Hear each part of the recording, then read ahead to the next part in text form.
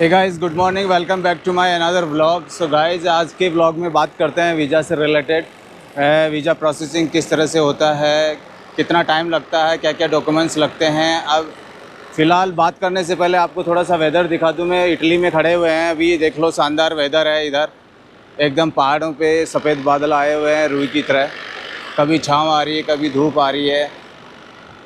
बहुत ही शानदार मौसम है गाइस, बहुत ही शानदार मौसम है, एकदम शार्प मौसम है। आज कोई बारिश वगैरह नहीं है। अपना गाड़ी इधर खड़ा हुआ है। सो गाइस, थोड़ा डिटेल में बात करते हैं। गाड़ी में बैठ के चलते हैं गाड़ी में।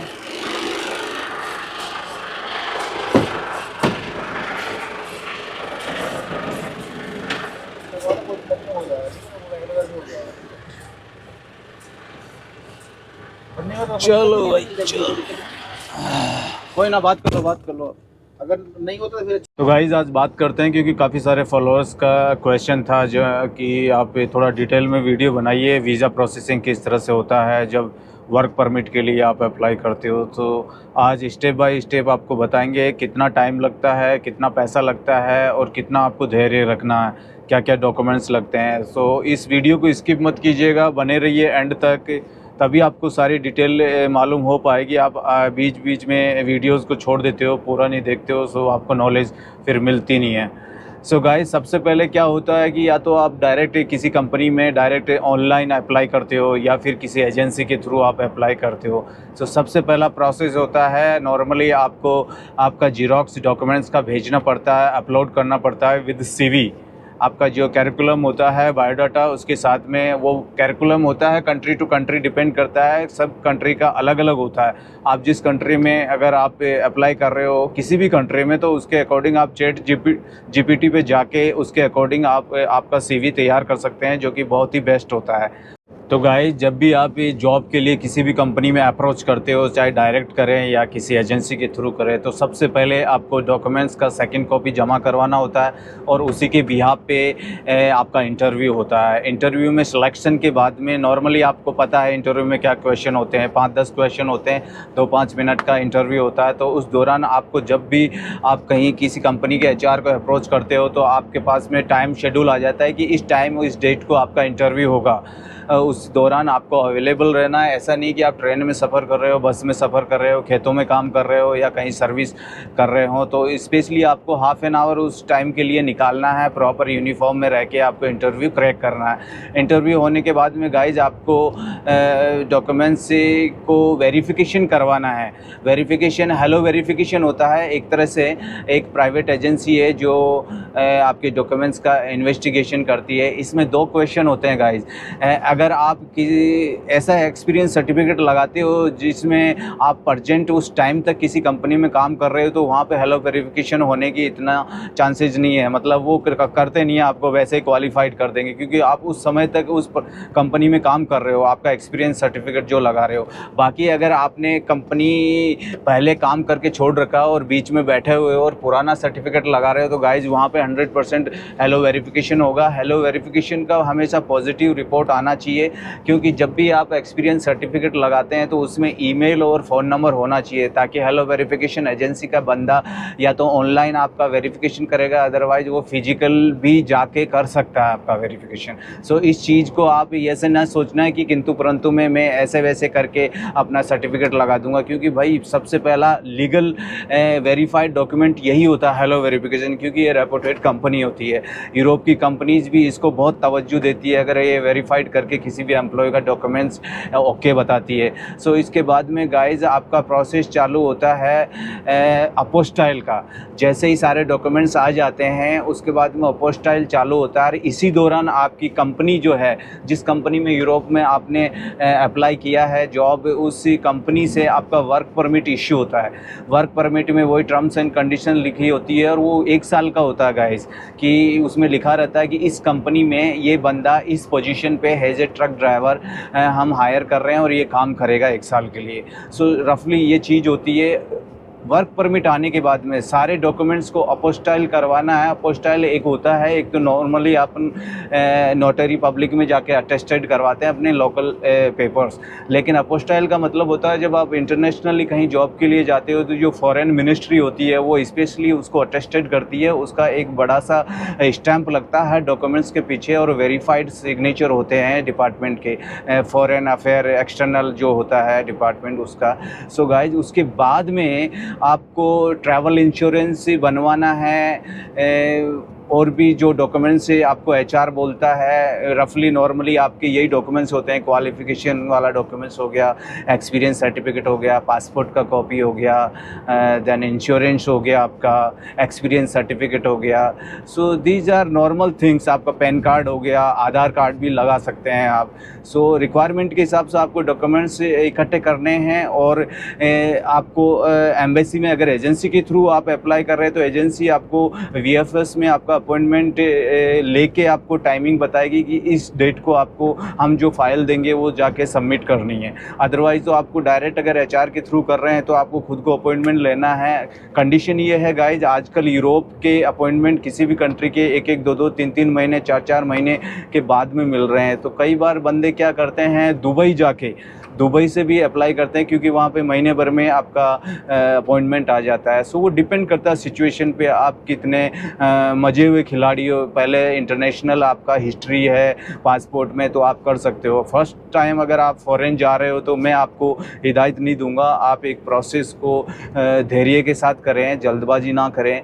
सो इस सिचुएशन में गाइस, जैसे ही आप उस डेट को एम्बेसी में जाते हैं फाइल को सबमिट करने के लिए, वहाँ पे हो सकता है आपसे 2-4 क्वेश्चन आंसर किए जाए। वो सारे क्वेश्चन आंसर मैं नेक्स्ट ब्लॉग में बताऊंगा आपको। नॉर्मल से क्वेश्चन आंसर होते हैं कि आप एजेंसी के थ्रू आए हो या डायरेक्ट आए हो, सो उसमें क्या आंसर देना है नहीं देना है वो मैं आपको बताऊंगा। सो जैसे ही गाइस ये एम्बेसी में आपका फ़ाइल सबमिट होता है वीएफएस के अंदर, उसके बाद में एम्बेसी से आपके पास दोबारा से कॉल आ सकता है। 99% चांसेज होता है, क्योंकि कई बार जब ज़्यादा उनके पास वर्क फोर्स प्रेशर होता है तो नहीं करते हैं वो। जैसे कि मेरे केस में मैं जब आया था तो मेरे बैच के 10 बंदों का कोई इंटरव्यू कॉल नहीं आया था एम्बेसी से, डायरेक्ट वैसे ही सबमिट हो गया था। तो गाइस थोड़ा टनल आ गया था इसलिए मैंने थोड़ा स्टॉप किया।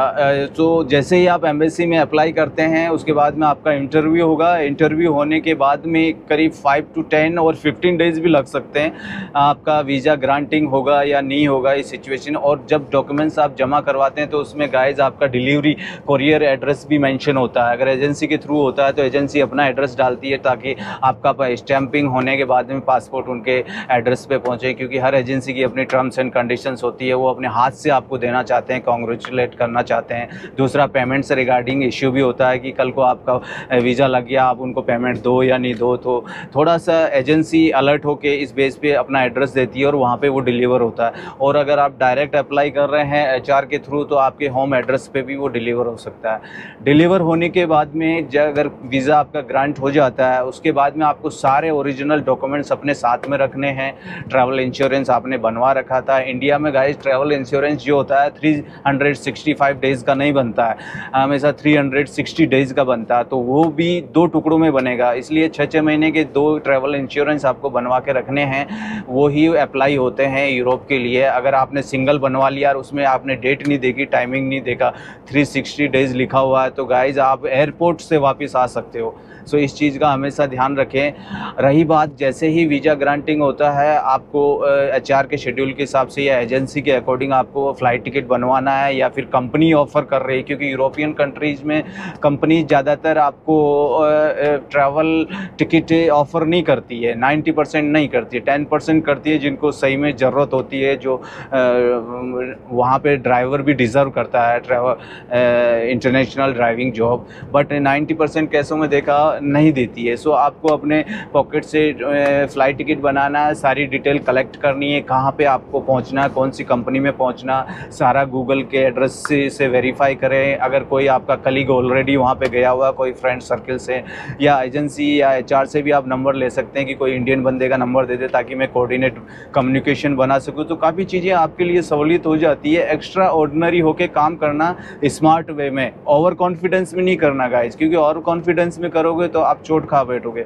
पहली बार जो ट्रैवल कर रहे हैं उनके लिए मैं बता रहा हूँ, लेकिन जो मिडिल ईस्ट में ऑलरेडी ट्रैवल कर चुके हैं उनके लिए वो एक्सपर्ट है इस मामले में। कैसे उनको एयरपोर्ट पे बोर्डिंग करवाना, चेकआउट करवाना है, कौन सा आइटम आपको एयरपोर्ट अथॉरिटी अलाउ करेगी, कौन सा नहीं करेगी। क्योंकि अभी मैंने किस्सा सुना कि पिछले महीने एक ग्रुप आया हमारे कंट्री लातविया में, यूरोप के अंदर, तो 2 पाजी थे। उन्होंने जो चेक इन बैग होता है, बड़ा वाला सूटकेस होता है, उसमें बैटरी बैग रख दिया। बैटरीज रखना अलाउ नहीं होता, क्योंकि भाई वो सारा लगेज कंपार्टमेंट में आपके लगेज जाते हैं, वहाँ अगर ब्लास्ट हो जाए, आग लग जाए। उनको सिचुएशन उनके साथ ये हुई कि गाइस एयरपोर्ट पे उन दोनों को रोक दिया गया। मतलब उनको इतना थोड़ा सा नॉलेज नहीं था कि चेक इन बैग में कभी भी एक्सप्लोजिव आइटम नहीं रखना है। उसको बैटरी बैकअप को आपको अपने कैरी बैग में, जो इन हाउस बैग होता है, कैबिन में आपके साथ जाएगा फ्लाइट में, उसमें छोटे बैग के अंदर रख के ले जाना चाहिए। और इसमें भी एक टर्म्स है गाइस, आपको ऑनलाइन जाके चेक करना पड़ेगा कितने वाट का, कितनी कैपेसिटी का आपको पावर बैंक अलाउ हुआ है, क्योंकि आजकल एक लिमिट तय कर दी है फ्लाइट्स के अंदर। थोड़ी छोटी छोटी चीज़ें हैं जिनको तो आप कलेक्ट करके नॉलेज के हिसाब से मेंशन दिमाग में रखें और उसके हिसाब से आप ट्रैवल करें।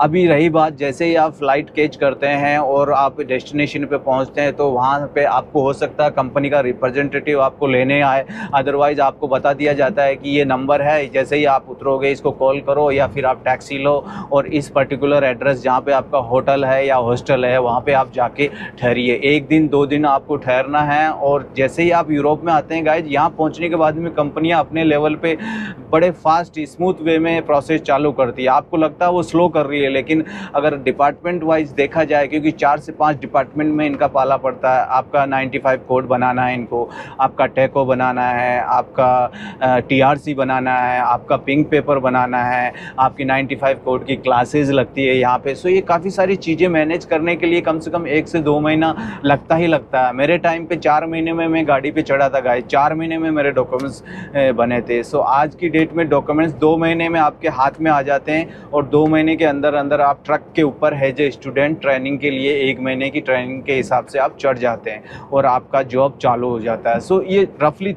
थोड़ा सा प्रोसेस होता है। इसमें आपको नेक्स्ट ब्लॉग में मैं एक अलग टॉपिक लेके आऊँगा जिसमें 95 कोड की क्लासेस क्या होती है, वो उसका रोल क्या होता है। 95 कोड एक एटीएम कार्ड की तरह होता है, उस पर नंबर मेंशन होते हैं, तो वो एक क्वालिफिकेशन सर्टिफिकेट होता है, एक सेफ्टी एंड सिक्योरिटी से रिलेटेड, जिसमें आप को ये प्रूफ हो जाता है कि आप यूरोप के अंदर हैवी व्हीकल सेफ्टी के तौर पे चला पाएंगे, लोगों का ध्यान रखते हुए, ट्रैफिक रूल्स का ध्यान रखते हुए। वो एक वेरीफाइड करता है आपको कि you are international truck driver for a heavy vehicle. So guys, I hope you like this blog. नहीं तो लंबा हो जाएगा ब्लॉग। नेक्स्ट ब्लॉग में आपको अलग टॉपिक के साथ में थोड़ा डिटेल में बताएंगे। If you like this blog, please like, share and subscribe. तो मिलते हैं अगले ब्लॉग में, तब तक के लिए खुश रहिए, स्वस्थ रहिए। Thank you, bye bye.